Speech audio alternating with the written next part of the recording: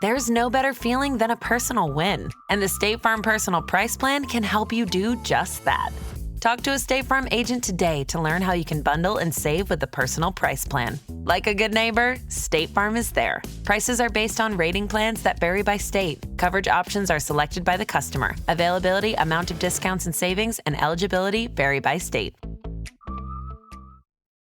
Deciding which credit card or loan is right for you is like trying to choose where you want to eat for dinner. Except when you finally get to the restaurant, the menu's riddled with jargon that no average foodie could understand. So at Credit Karma, we keep things simple. We show you personalized recommendations that align with your money goals and help you turn the confusing fine print into terms you can actually understand. And as a cherry on top, we provide a detailed overview for a new card or loan before you apply. That way, we can help you make decisions faster and with more confidence. Download Intuit Credit Karma today to get started. Did you see the text where he said, would you like to let him be my family member? Because you didn't even answer it. Was it awkward or what was? Yeah, because that wasn't even. Yeah, but I'm kind of curious why you don't say, that's very nice of you, but hell no. Like, I'm just curious.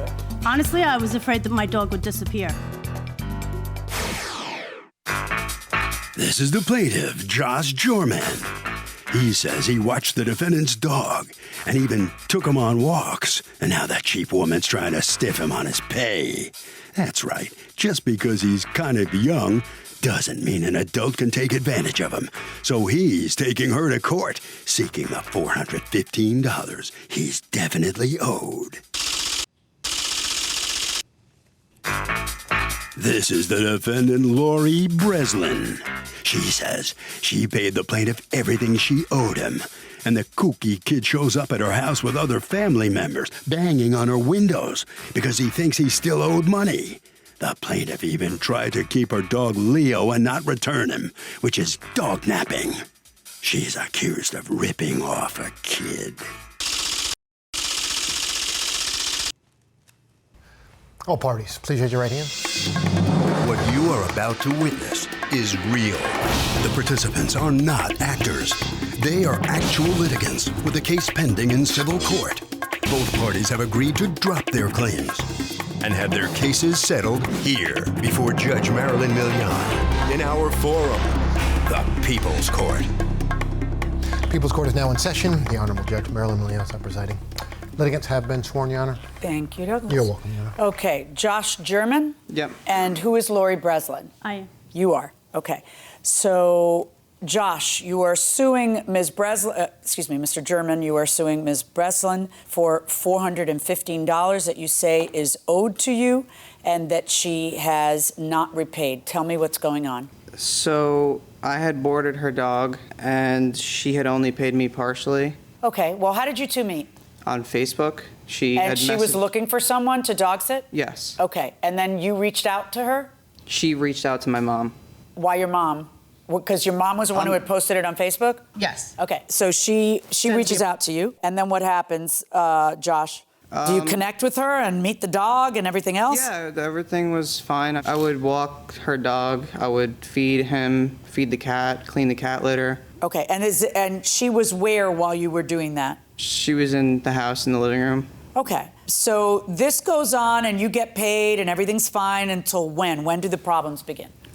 She was moving. Because you used to live very close to each other? Yes. How close did you live to each other? 5 minutes away. Okay, so she was moving further away. Right. Right? And so now how far away was she? Like 20 minutes. Okay, so what happens?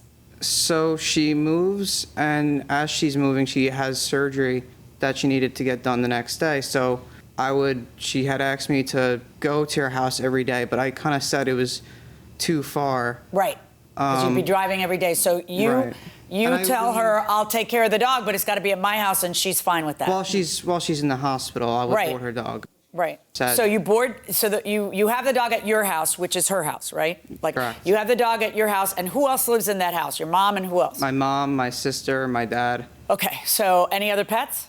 No. All right, so you have the dog at... Besides, I have a guinea pig. Well, yeah, that doesn't count. That's why. All right, so you have the dog at your house for how many days? June, is it June we're talking about? 6:15 to 6:20. Do you have a set price that you're paid to board the dog? Yeah. And what's that? I charge $60 a night for every night that the dog sleeps over. If he doesn't sleep over, I told her I would charge $50 for the day. So I was watching him from the 15th to the 20th. She wanted her son to pick her dog up on the 19th, but it was around 10 o'clock. So I told her I could drop him off the next day. I wouldn't charge for the 20th.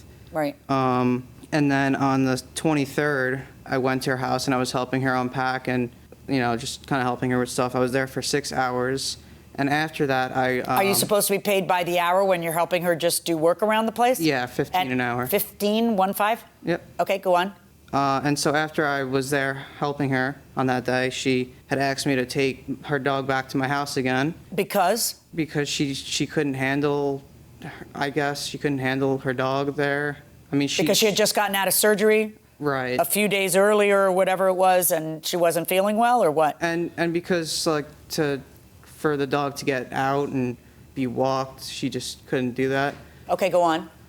So I watched him at my house from the 23rd to the 25th, but I gave the 25th a night free. I didn't charge for that. So in total, it's 6 nights that I boarded, or 6 days.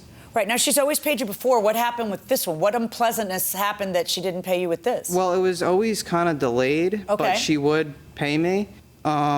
I'm not really sure why it ended up the way it ended up. Let's find out. Ms. Breslin, I'd like to give the floor to you. Why don't you explain to me, it's kind of useful to have a spare set of hands around the house and someone to watch your dog. I know I rely on my dog sitter a great deal. So what happened that made you unhappy? Well, when I came out of the hospital 2 days prior than what I was supposed to, because I needed to get home to my animals. I can't be without my dogs. So I let Josh know I was home and I wanted the dog home.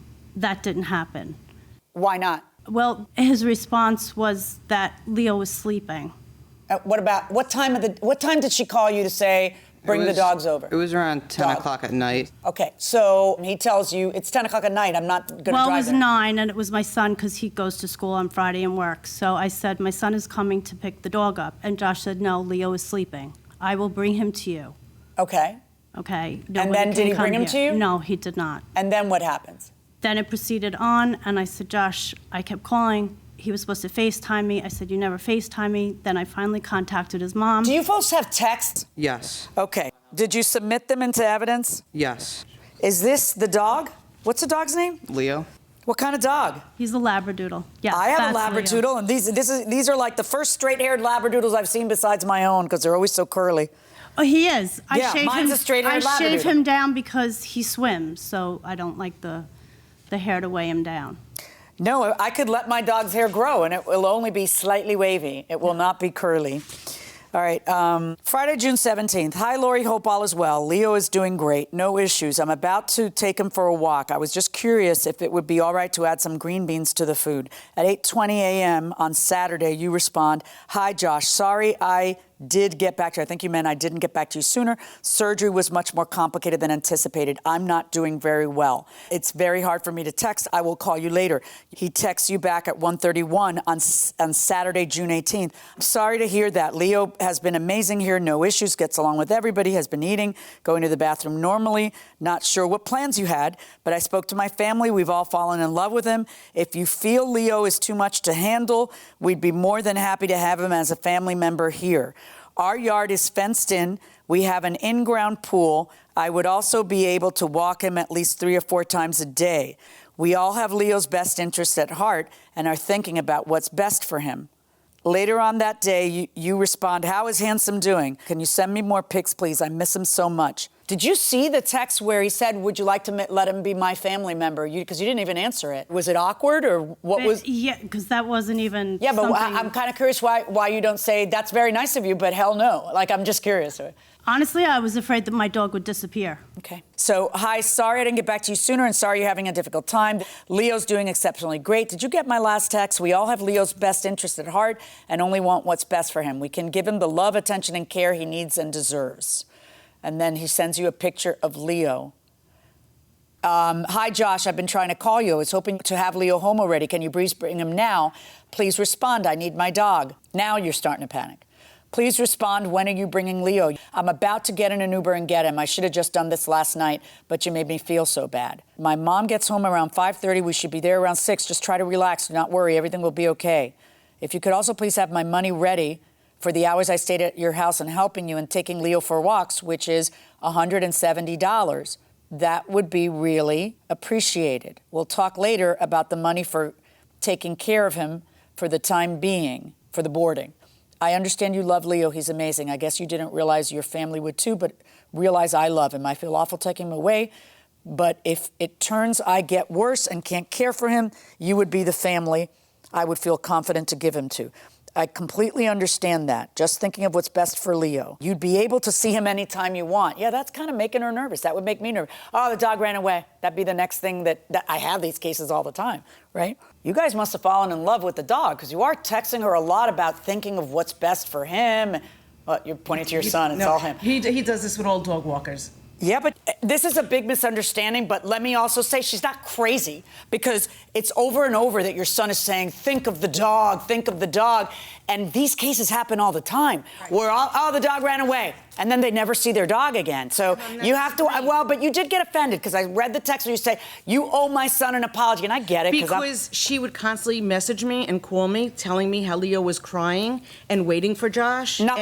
After this? No, we were actually in. No, after this, she was constantly calling you. And right up to this moment. Yeah, okay, I understand that. Right. But when you send her after this, you send her a text saying, you owe my son an apology because you felt like he had been wronged or whatever. What I'm trying to, just listen, don't talk. What I'm trying for you to understand is that when you're her and you love your animal and you're wondering what the right thing to do is and you're worried that you can't walk your dog and you have someone who loves your dog, you want to do the right thing for your dog, but you also want your dog.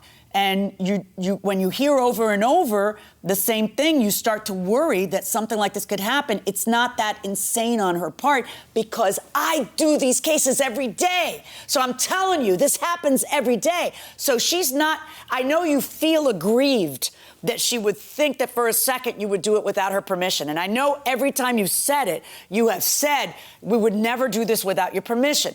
But I understand why she panicked, okay? Excuse me, can I just... Yeah. Because they actually had called me while I was at work that day, the 23rd. Who's they?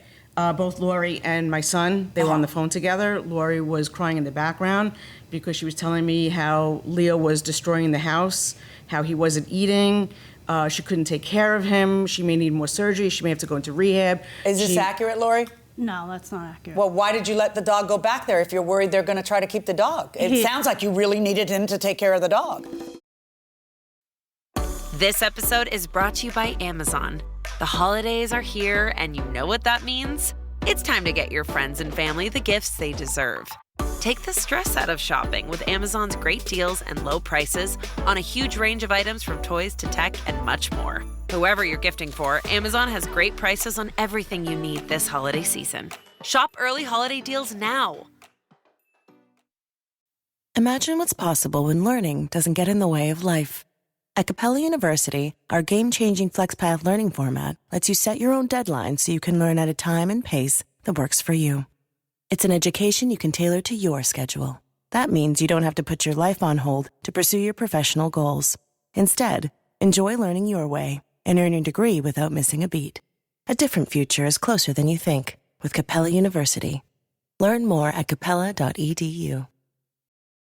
When Josh was there doing the work for me, they were hanging out together. And yes, I was feeling pretty bad, but I've been through multiple surgeries and I never... It's your dog. You don't need to worry about... I'm not sitting here deciding who gets custody of the dog. It's your dog. It's property. He had just said they were hugging, kissing, and Josh was also very teary-eyed, and I was very emotional. I just had surgery. Okay, so the dog goes back to Josh, and how long do you have the dog this time? Until the 25th. And what happens on the 25th?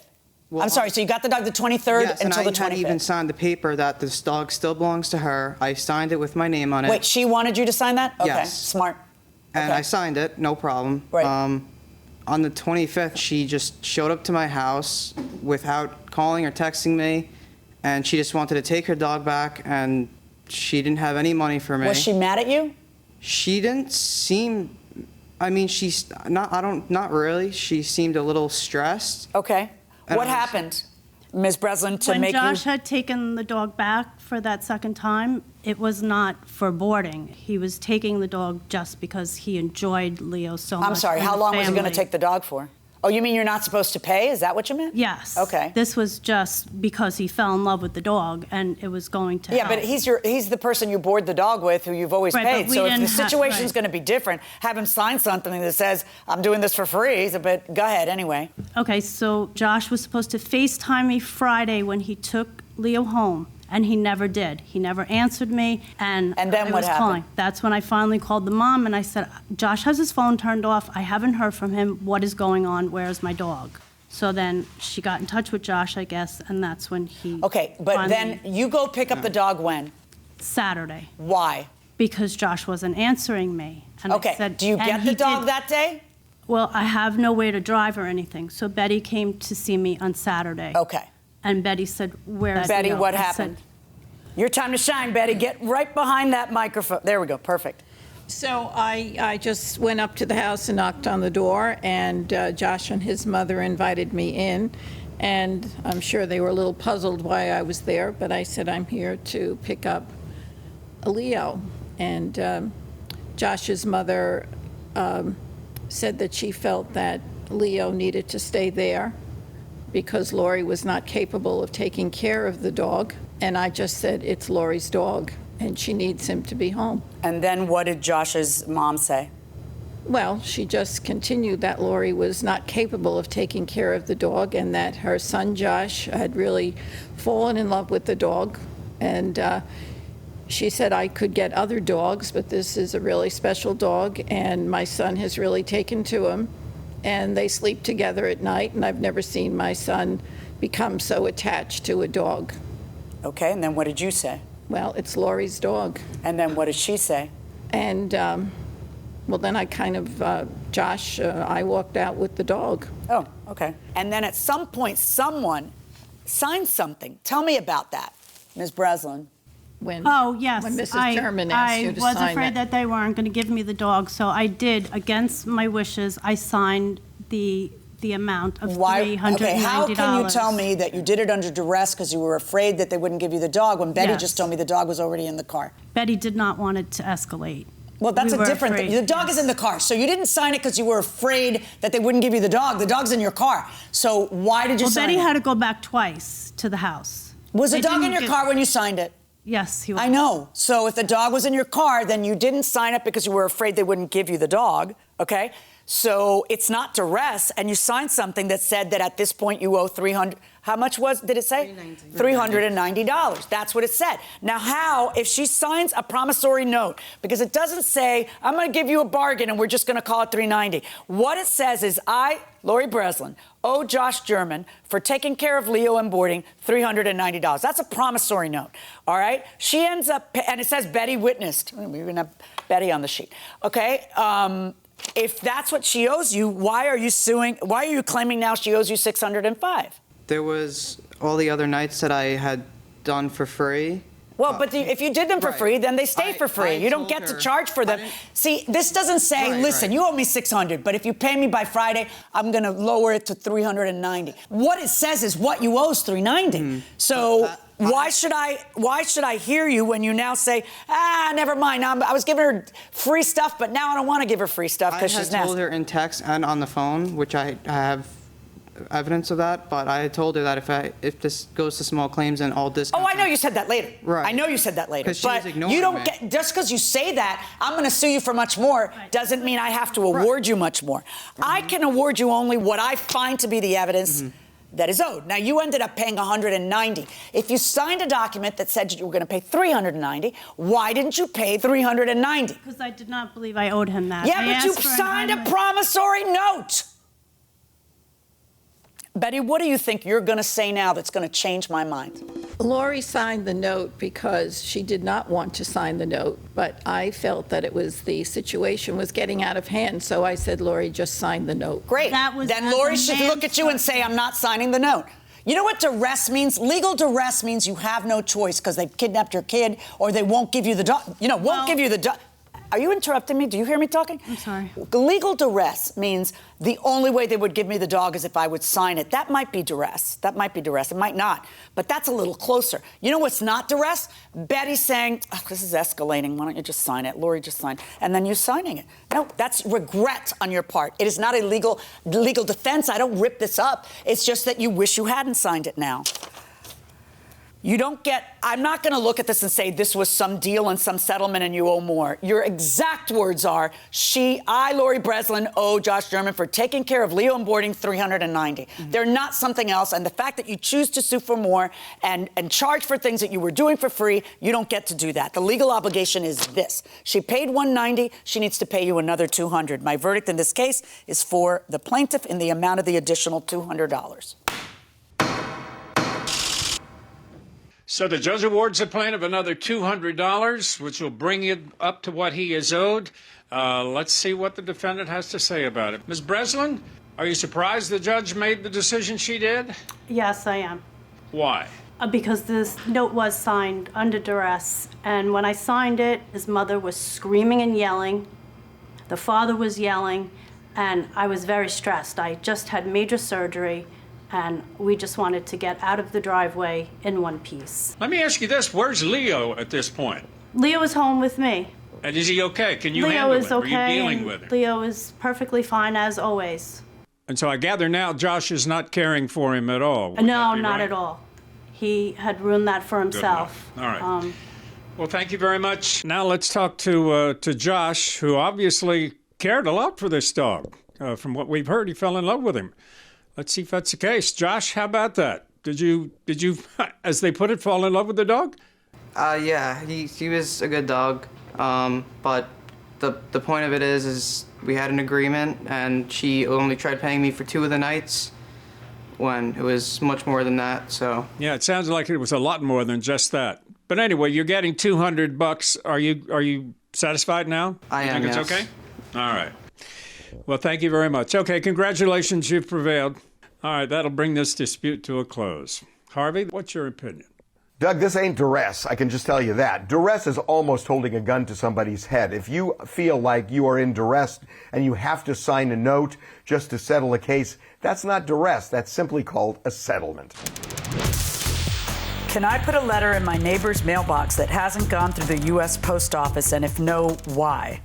You can't legally do that. It is against the law. People don't realize that because people leave stuff in each other's mailboxes all the time. But technically speaking, if you had a mail carrier who was like, a real hardcore rule follower. I mean, you and I look at this and we think of it as like mattress tag tearing. No big deal. Which you can't wait to do. Right, I can't wait to do. But you're only supposed to be putting things in there that are properly posted with a postage stamp or other type of postage on them. Otherwise, they can get lost by mail carriers. You could be, in order to get in there, you're looking in there or you're potentially seeing stuff. And your mail's supposed to be private. Now, you could send an email. You could tie a note around a rock and throw it through the window. Don't try not to do that. You could use maybe a carrier just tape pigeon. it to the to tape whatever it is to the mailbox. There's other ways. There's other ways. You're technically not supposed to put it in the mailbox. But people do it all the time. People do it all the time, and the post office wouldn't. Right. Nobody's going to. How many times has a friend of yours said, you left something at my house, I'll put it in your mailbox. Put it in your mailbox, right. Well, call the cops. Yeah. Yeah. No.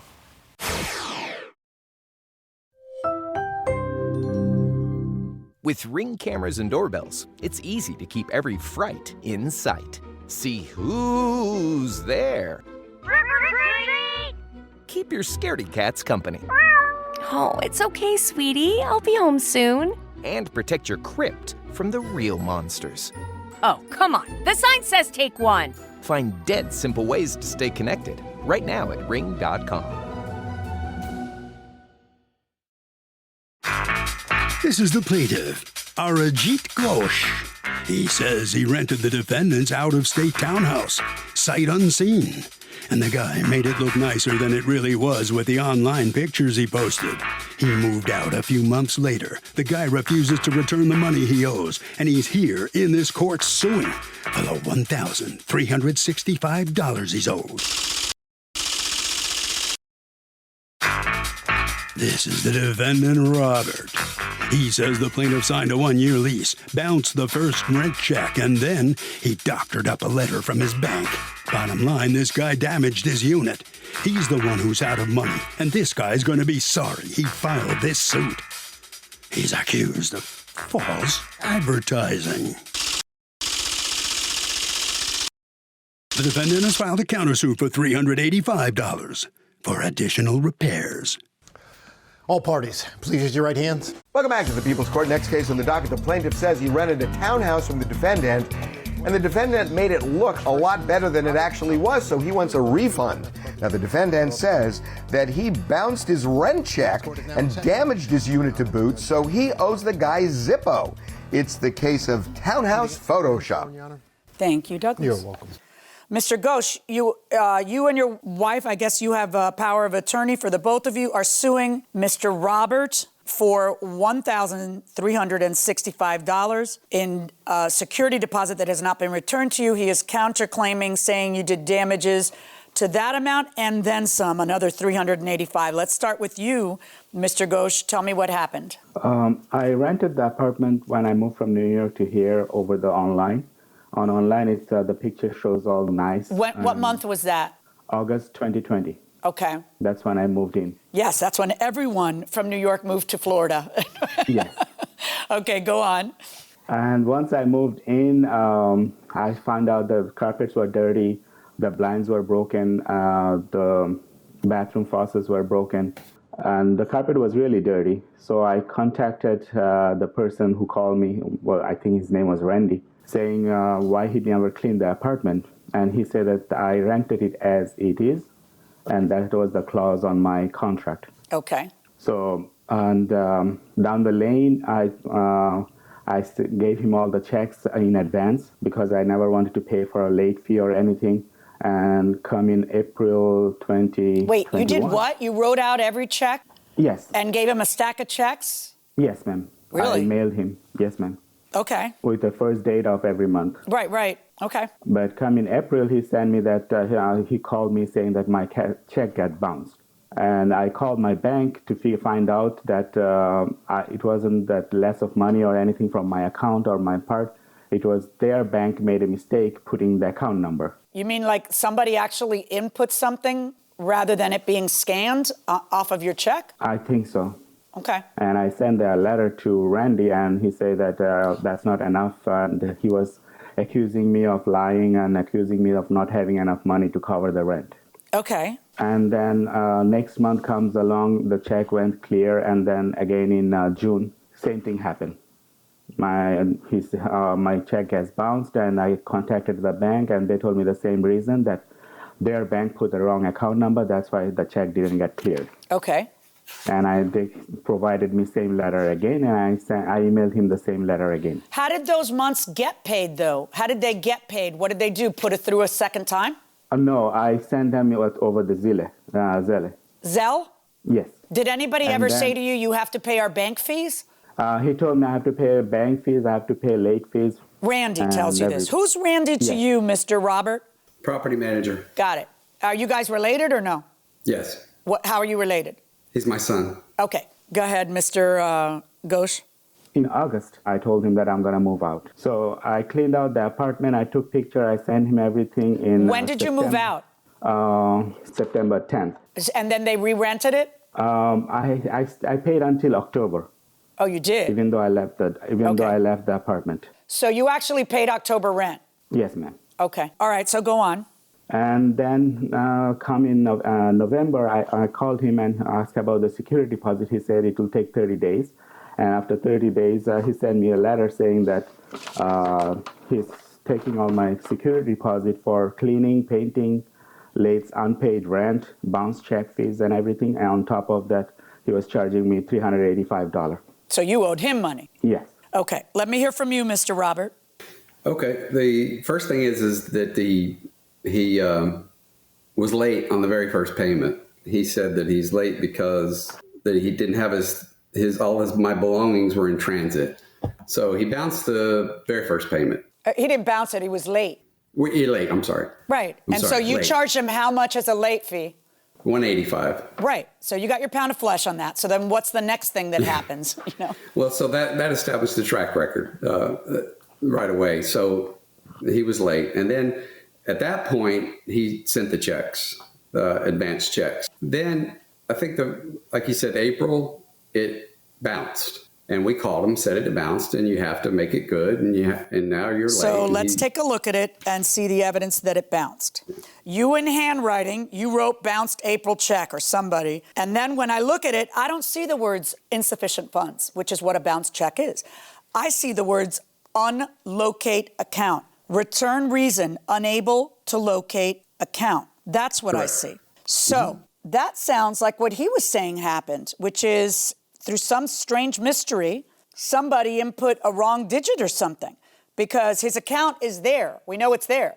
So you're keeping from his deposit a whopping $670 for late fees on this April rent check. How do you arrive at $670 in late fees?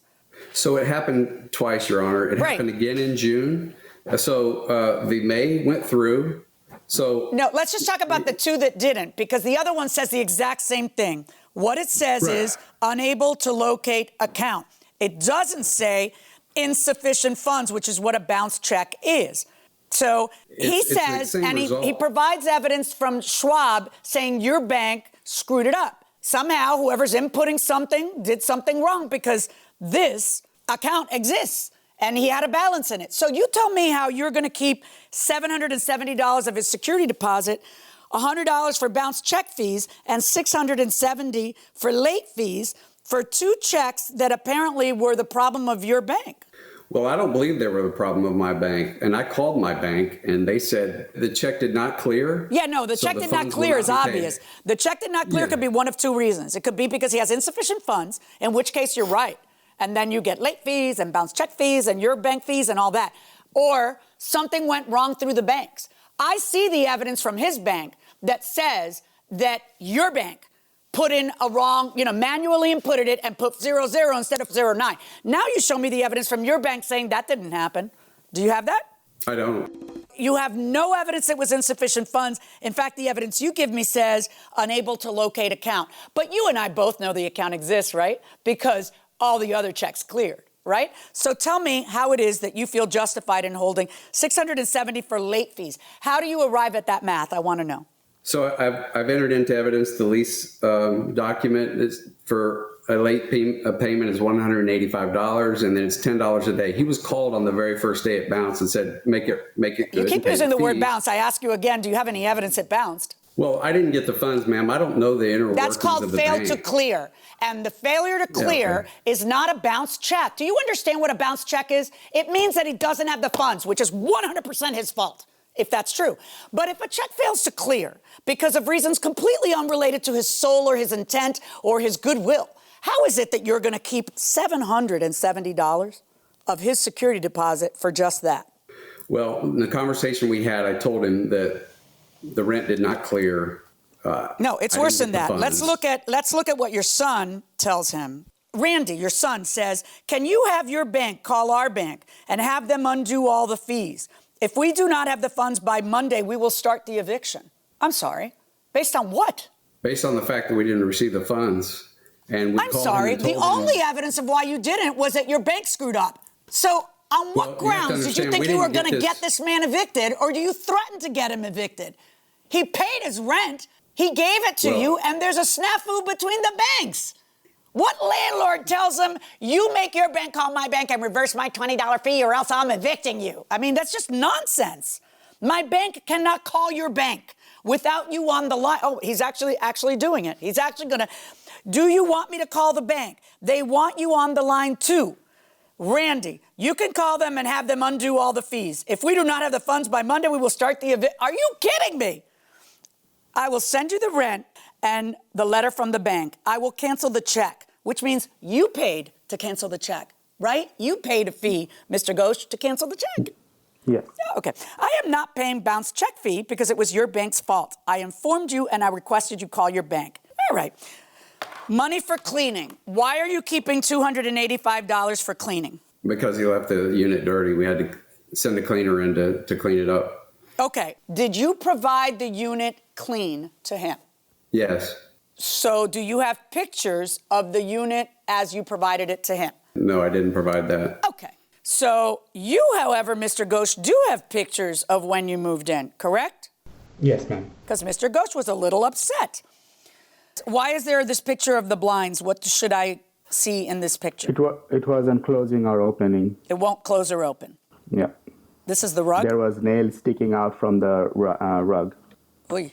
And it's all the floor were stained, all the carpets were stained, and there are Did you complain about the condition of the... Oh, this one shows paint chipping from the walls. Yes. Oop, chipped toilet. Cracked toilet top. Oy.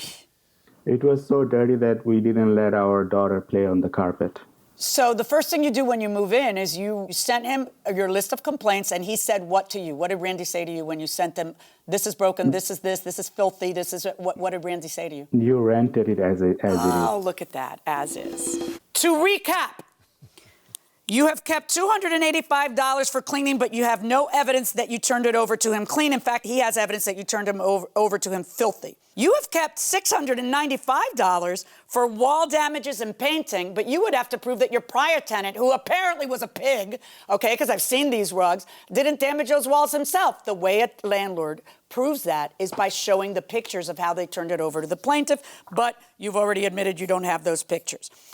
You have kept $670 for late fees for rent because, according to you, his checks bounced, which is something you have said now, I don't know, I see like a bouncing ball saying it over and over and over and over, except you have zero evidence that his checks bounced. And in fact, the only evidence is that Charles Schwab says your bank inputted wrong. Now, you actually say in your answer to the complaint that that letter is a cut and paste fraud. Do you have any evidence of that? No, I've just been doing this 35 years, and I've never received a check that I didn't get the funds that wasn't bounced. So I've never seen this. Yeah. Okay. So, and $100 for two bounced check with no evidence of a bounced check fee. And he owes you, according to your math, $385 on your counterclaim. Okay. On your counterclaim, which we're going to handle first, no, he doesn't owe you a penny. And I think that that's a tactic to scare him into not suing you. Because here's a guy who you were able to turn over an apartment that looked like garbage and didn't say, give me back my deposit. He just goes in there, starts cleaning things up, but not only is no good deed, left unpunished, you then keep his deposit and tell him, not only am I not giving you a penny back, but you're going to pay me $385, hoping he leaves with his tail between his legs. But he didn't. He's suing you. And there are many states that allow a judge to give double the security deposit when money's wrongfully withheld. I don't think I've ever done that in my career, ever. If I could do this in the state of Florida, I would do it. Because I think it couldn't be clearer to both Randy and Robert that that check didn't bounce and that the only evidence there is that something else happened. So for them to withhold $770, the other parts may be arguable, but that would have been wrongfully withheld. But Florida doesn't have that statutory scheme. It doesn't allow me to double it, so I cannot. Alas. So what am I going to do? On his counterclaim 0 and on your claim against him, $1,365 plus your court costs plus every penny of Florida statutory interest from the time he should have paid you when you moved out until now. That is my verdict.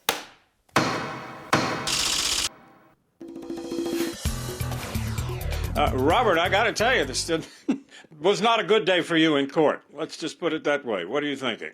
It's a great day for me. I think it's a great day. Justice was served, and God bless you. It makes you look like the landlord from hell, quite frankly. Mr. Ghosh, you should be happy. The judge really was on your side here for many reasons. What are you thinking? I'm happy, and I wish no other people will go through this.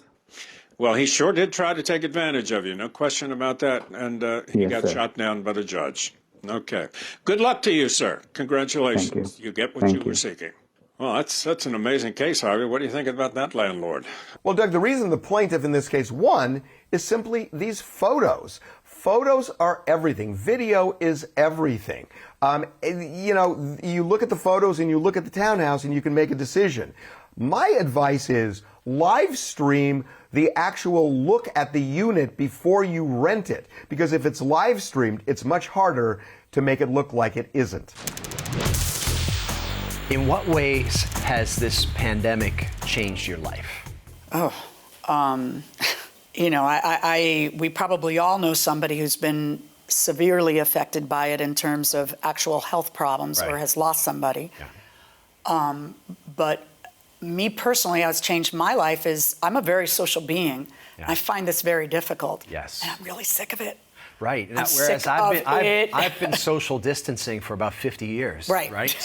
So for me, it's not that big So a for problem. you, it's like, ooh, we get to stay home. But I have found new and creative ways, and so have my friends, to be able to continue to keep contact. At first, it was back in the early days of the pandemic, we would have happy hour on Zoom. Then I said, this is ridiculous. Let's all meet at my cul-de-sac, and everybody came 15 feet apart. 15 feet apart with our chairs. This was the time when our kids were getting into college, and we had so much stuff to celebrate, and our kids were all friends. So then we had little pods, like the family would bring their own chairs, their own bottle of wine, and their own glass, and they'd be there, and we'd be here, and everybody would be 10 feet away. Their own hors d'oeuvres. They would bring their own snacks, and we'd just all kind of holla. And then by the time a year had passed and we were vaccinated, the circle got smaller and smaller and smaller and smaller. And then when there would be another variant, it got wider and wider. But I've been very careful about my mother because she's 96 years old. So I hate it. Okay, that's going to do it for this session of the People's Court. By the way, you want more People's Court? Check out our podcast. Check out our YouTube channel. We'll see you next time.